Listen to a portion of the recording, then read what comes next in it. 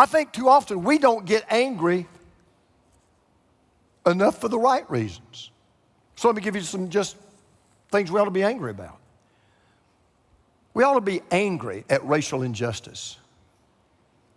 We ought to hate discrimination and prejudice everywhere we find it. Discrimination and prejudice because of the color of someone's skin should have no place in any nation, in any place in this world.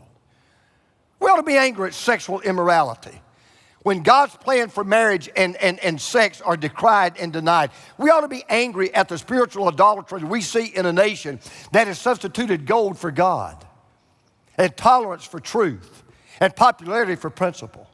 And yes, we ought to be angry at the medical iniquity of abortion, where unborn children who have the same right to life that you and I got should be allowed to live.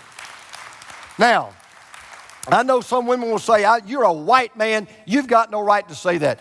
Gender and color has no boundaries when it comes to speaking the truth. We ought to be angry. There are certain things in our world that ought to make us angry. We ought to be angry about poverty and about homelessness and environmental distress. We ought to be angry at the state of the church. And if you don't like this, and it makes you mad, you come ask me and I'll forgive you. We ought to be angry at a church that allowed itself to get more political than it was spiritual. Shame on the church. Shame on the church.